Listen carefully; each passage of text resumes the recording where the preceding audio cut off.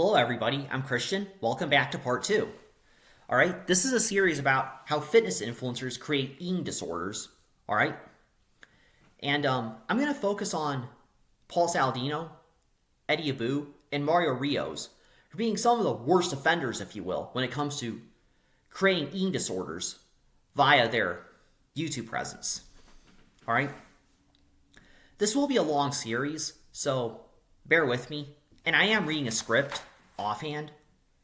So again, if I'm looking off screen, I apologize in advance, but I'm reading the script because there's a lot of info to unpack here. And like I said, my name is Christian. If you want to know more about me and as to how this series even started, you can click part one. You can watch part one of this video series and you'll get all the details there. But for now, we're going to look at part two. And this will be a long series, so be patient. Bear with me. Anyhow, we left off by examining a study which found that the more social media somebody used, the more likely somebody was to get an eating disorder. All right? So if you use social media a lot, you're way more likely to get an eating disorder. What this shows is that social media, in many cases, does contribute to people getting eating disorders. And here's where Paul Saladino, Abbew, and Mario Rios come into the picture. They are well-known fitness influencers who, as I will later go on, discuss fitness and nutrition, but they spread blatant misinformation regarding nutrition, and I believe that their misinformation is contributing to people getting eating disorders. Now, my critiques will be, I'll try to be respectful, I'll avoid personal insults, name-calling, stuff like that. I'm going to use academic, studies, like I said, to refute them. And you can check out the studies in the description for the videos to fact check everything I said. So anyway, while we're talking about Paul Saladino, Abbew, and Mario Rios, I just want to give you a brief rundown as to who are these people. If you're watching this video and you don't know who they are, I think it's kind of prudent for me to explain who they are so you have an idea as to where they are, what their nutritional beliefs are, and stuff like that. Okay, so we're going to start things off with Paul Saladino. Paul Saladino has an official website called Paul Saladino MD. As the name implies, Saladino is in fact a medical doctor. He's successful for himself. Good for him. Saladino is in fact a board-certified physician nutrition specialist. So he's apparently educated in nutrition. Most healthcare workers are not educated in nutrition, but he has some education, which is worth noting. Now, Saladino being educated in nutrition does not at all make him infallible. In fact, much of what he says is blatantly misinformation, and I will cite studies to refute him. So just understand that somebody who studies nutrition is not inherently correct on nutrition. I like Lane Norton, as I explained in part one, but even he needs to be a little more considerate sometimes when he talks about nutrition. I agree with him on most things, don't get me wrong, but I don't agree with him on everything. And similarly with Mike Israetel, who he's the host of the channel Renaissance Periodization. I like Mike Israetel. I agree with him on most stuff. But even then, I don't agree with him on everything. So just because somebody is educated in nutrition does not innately make them correct. And this will apply to Paul, as I'll discuss later. Anyway, going back on topic, Paul Saladino believes that an animal-based diet is optimal for human health. Saladino believes that animals and fruit are safe to eat. Saladino is vehemently anti-vegetable. All right? Saladino argues that vegetables and grains are inherently not healthy to eat. Saladino also argues that seed oils, avocado oil, fish oil, and olive oil are also inherently unsafe to eat. Saladino also argues that anything that comes in a package is innately unhealthy to eat. Stuff that comes in a package, I'm assuming it refers to heavily processed food. Think like Lunchables, candy bars, ice cream, cookies, pasta, stuff like that. Like anything that's heavily processed that comes in a package, Paul Saladino says, nope, don't eat it. It's not healthy. Now, Paul Saladino makes a lot of claims I don't agree with, which I'll get back to. But Paul, to his credit, is right on some things. And that Paul is right. You want to minimize heavily processed food. Now, I don't think you need to eliminate heavily processed food outright, but reducing it in your diet is a good idea. So I don't have an issue with that so much. And I agree with Paul that eating fruit and animals is a good idea within reason. But I don't agree with him when he says you should never eat grains or you should never eat vegetables. That's the part that I don't agree with him on, and I'll discuss that later on. Now, let's move on to Eddie Abbew. Eddie used to be a bodybuilder. In fact, Eddie was a very successful bodybuilder, as he won numerous awards in the 1990s. Good for him. Now, some of you are saying, wait a minute, Eddie Abbew was a bodybuilder? Does that mean he did performance-enhancing drugs? Yes, he did. And that's actually a point I'll get back to later on in the series. But keep that idea in the back of your head that Eddie Abbew used to use performance-enhancing drugs. That's something you gotta consider.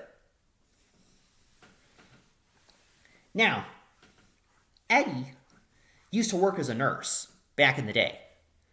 Now, however, Eddie is a social media influencer. It's kind of become his shtick to do videos. It's become Eddie's shtick to do videos where he goes into a store, he'll pull an item off the shelf, and then he'll say something like, "Wake the expletive up," or "This is not food," or "Stop eating this garbage." Well, he uses a more profane word than garbage, but you get the idea. The whole walking into a supermarket thing, pulling something off the shelf, and then ripping that item apart, Eddie Abbew made that popular. Or he helps make it popular, rather. He's not the only one, but he certainly does that a lot. Now, Eddie, with respect to his nutritional beliefs, he believes that you should avoid heavily processed food, and he also argues that you should eat single ingredient food. Single ingredient food includes nuts, fish, meat, some fruits and vegetables, and stuff like that. Now, I do agree with Eddie that eating single ingredient food is a good idea. And I do agree that minimizing heavily processed food is a good idea. All right? I don't disagree with him on those issues. However, Eddie goes further than that, and he argues, among other things that I'll discuss, that the only fruit you should eat is berries. Why berries? I don't know. But I'll talk about that point later on. And he also argues that you shouldn't eat most vegetables as well. Which again, that's something I don't agree with, and I will get back to that. Now, with regards to Eddie Abbew's education on nutrition, like I said, he did work as a nurse back in the day, but I couldn't find anything else regarding his education regarding nutrition. I would imagine his education on nutrition is quite minimal. I can speak for myself as a physical therapist assistant that my education on nutrition is actually quite minimal. I had to learn all this stuff by reading academic articles. And I'll put those articles in the description, by the way, if you want to fact check me. And in my understanding, most doctors, nurses, physical therapists, physician assistants, virtually any healthcare worker in America receives very little to no education regarding nutrition. All right, so healthcare workers generally receive nothing or almost nothing when it comes to nutrition. And I got the impression that that's the case with Eddie as well. I could be wrong, but he seems to have little to no education regarding nutrition. Now we're going to go to Mario Rios. Mario is a certified personal trainer, and he has a bachelor's degree in exercise science. So he's apparently knowledgeable in exercise, which is good. Mario has a big YouTube channel, and most of his content is fitness related. He doesn't do a lot of nutritional kind of stuff. But that being said, Mario does have some videos regarding nutrition. Mario is of the opinion that protein bars and protein drinks are inherently not healthy because they are heavily processed. It's not just Mario who says this. Paul and Eddie also agree with him on this. I don't agree with this, and I'll use studies to refute them on that. But Mario is of the opinion that protein bars and protein drinks are not healthy for you, which I will use studies later on in the series to debunk him on that. Now, with Mario, he's become a very polarizing figure in the fitness community. Numerous content creators, such as Johnny Shreve, Sean Nalawani, Denali Gordon, to name a few, have called him out for spreading misinformation with regards to fitness, and they have also called him out for having a toxic personality. And if you watch Mario's videos, most of his videos are him showing somebody's video, name-calling somebody, and then ranting about how somebody is wrong. In a lot of cases, the person he's criticizing is not even wrong, really. He's just ripping on somebody just to rip on them, which is a little sleazy, if you want to know my opinion. So yeah, I'm not a fan of Mario Rios, and I find him toxic. But nonetheless, he's gotten a big following on YouTube.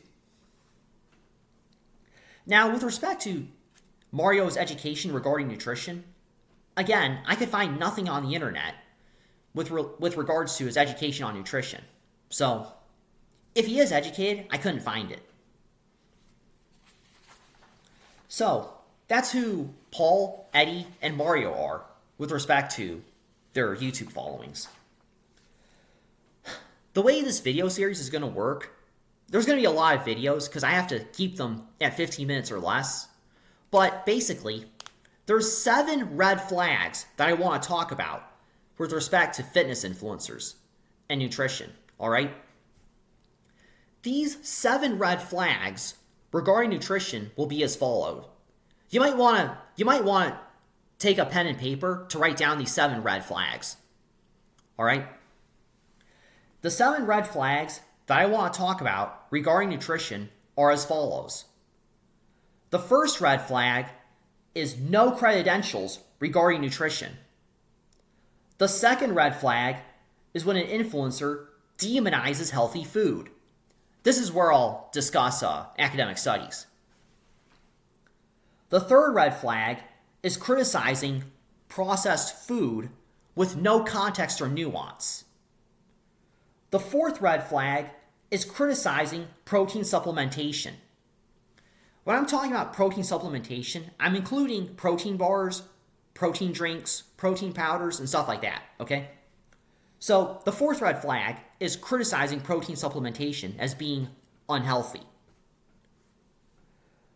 The fifth red flag that I want to talk about is an all or nothing kind of approach. What I mean by this red flag is if there's an influencer who says, don't eat this at all, that's a red flag. If an influencer says, this food is not healthy, so if you eat this sometimes it's fine, but don't do it all the time, that's fine. That's not a red flag. The red flag rather is when the influencer says, don't eat this garbage at all. You hear the difference there? It's totally fine for the influencer to say, eat this sometimes. It's not fine to say, don't eat this at all. All right? Saying eat this sometimes or occasionally, that's fine. When the influencer says, don't eat this at all, that's a red flag. So that's the fifth red flag in a nutshell.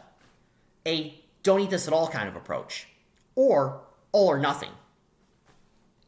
The sixth red flag is when an influencer claims that a diet can fix a problem when diet is not capable of fixing that problem. This is a weirdly specific one, and I'll get into that later.